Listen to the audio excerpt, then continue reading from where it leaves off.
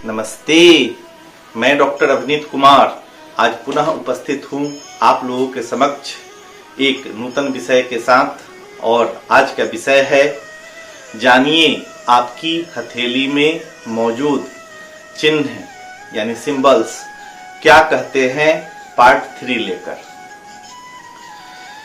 प्रायः जातकों के मन में चिन्हों को देखकर अपनी हथेली में जानने की उत्सुकता होती है।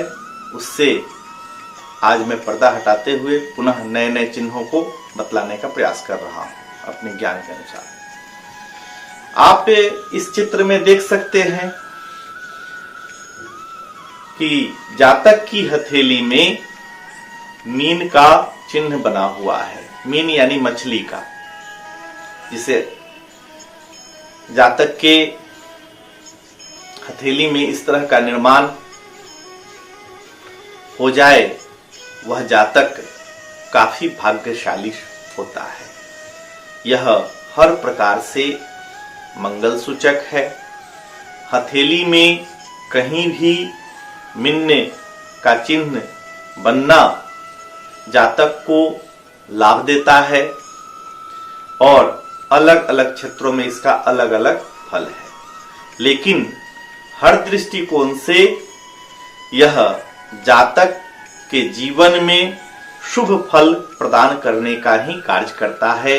और ऐसे चिन्ह वाले जातकों को ऐसा देखा जाता है कि वे एक अलग प्रकार के उत्साह उनके अंदर होता है और वे अपने जीवन में क्रियाशील रहकर अपनी क्रियाशीलता के कारण निरंतर अपने जीवन पथ पर आगे बढ़ते चले जाते हैं और एक संपन्नता पूर्ण जीवन यापन करते हैं। और ऐसे लोग अपने परिश्रम के बलबूते अपने भाग्य को उन्नति के मार्ग में और प्रगति के मार्ग में लगाते हैं। अतः अक्सर ऐसे जातक को जिनकी हथेली में बुध के क्षेत्र में यदि मीन बना है तो वे एक कुशल व्यवसाय के क्षेत्र में अच्छा करते हैं। यदि यह मीन का चिन्ह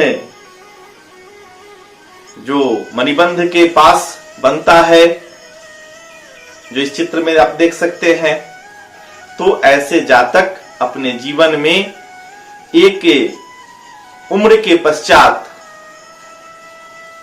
उन्नति का मार्ग इनका प्रशस्त हो जाता है। और यही चिन्ह यदि मंगल के क्षेत्र में निर्मित हो तो जातक बहुत ही उत्साह के साथ साथ सैन्य क्षेत्र में या प्रशासनिक क्षेत्र में अच्छा करते हैं और अपनी विद्या और बुद्धि के कारण विपुल यश प्राप्त करते हैं। यह यदि गुरु के क्षेत्र में हो तो विद्या के कारण इन्हें संसार में लोग जानते हैं और मुख्य रूप से बुद्धि बल ही इनके धनार्जन का साधन बनता है। पुनः आप इस चित्र को देख सकते हैं। यदि किसी भी जातक की हथेली में, जो इस चित्र में देख सकते हैं, इस तरह के गुना का चिन्ह सूर्य पर्वत पर निर्मित हो जाए तो यह हर दृष्टिकोण से जातक के जीवन में परेशानी उत्पन्न करने का सूचक है। जातक खूब परिश्रमी होता है, फिर भी परिश्रम के अनुकूल उस जातक को अपने जीवन पथ पर सफलता नहीं मिलती है। और कभी कभी तो ऐसा भी देखा जाता है कि ऐसे जातक विभिन्न प्रकार के जो संकट की कल्पना नहीं की जा सकती है वैसे संकट का सामना भी करते हैं, यानी अज्ञात संकट का भय इन्हें लगा रहता है और संकट और संघर्षों से जूझकर ही इन्हें अपने जीवन पथ पर आगे बढ़ना पड़ता है। अतः ऐसे जातकों को विशेष रूप से अपने इष्ट को भजना चाहिए और संघर्ष से कभी भी घबराना नहीं चाहिए। पुनः इस चित्र में देख सकते हैं, यदि किसी भी जातक की हथेली में बुध के क्षेत्र में इस तरह का क्रॉस आ जाए तो ऐसे जातक को देखा जाता है कि उनकी जो चिंतनशीलता है वह एक अलग प्रकार की चिंतनशीलता उनकी होती है। उनकी सोच को देखकर आप खुद आश्चर्य में पड़ते हैं, या वे स्वयं कुछ करने के पश्चात यदि सोचते हैं तो उन्हें पश्चाताप होता है कि मेरे द्वारा यह कार्य अच्छा नहीं किया गया है। किंतु इस चिन्ह के कारण वे गलत निर्णय ले लेते हैं। अतः निर्णय लेने के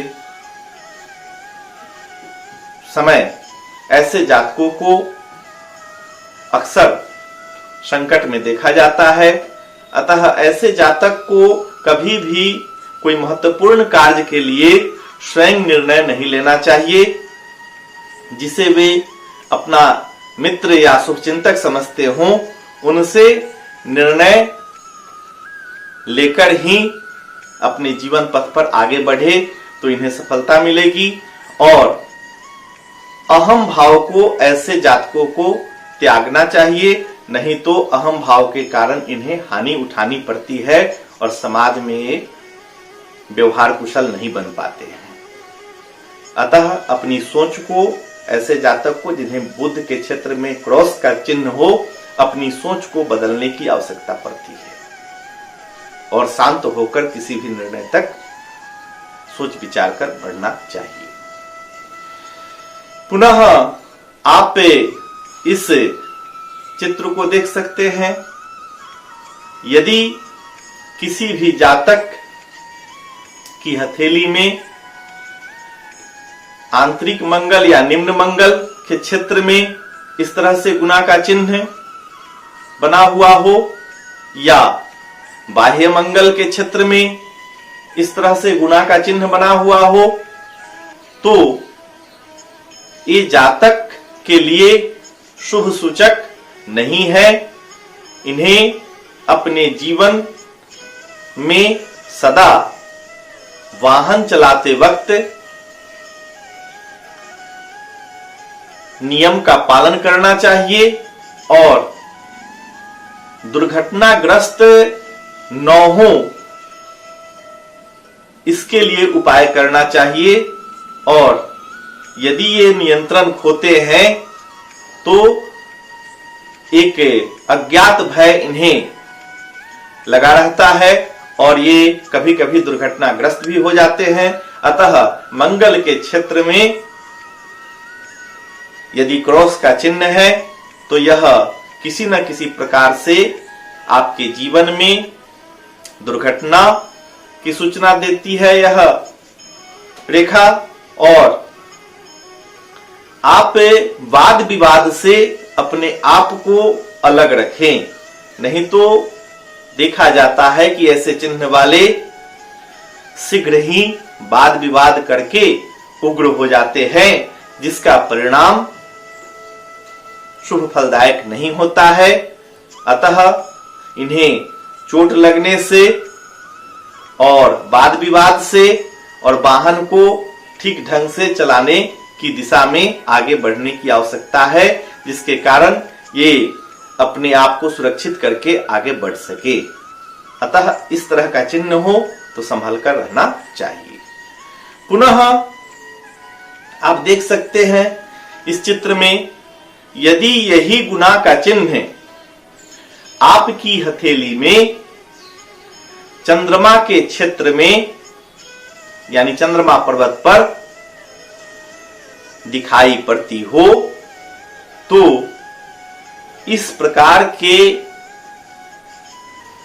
जातक जिनकी हथेली में इस तरह का चिन्ह बनता हो वे जरूरत से ज्यादा कल्पनाशील होते हैं।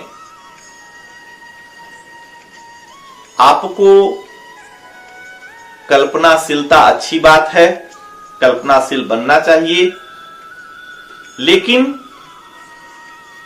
क्रिया के साथ यदि कल्पनाशीलता हो तो वह फल प्रदायक होता है। ऐसे जातक सोचते बहुत हैं लेकिन उसको क्रिया रूप देने में इन्हें परेशानी होती है। अतः खूब बढ़िया बढ़िया स्वप्न केवल देखना और उस स्वप्न के अनुरूप परिश्रम नहीं करना, यह किसी भी जातक के लिए शुभ सूचक नहीं है।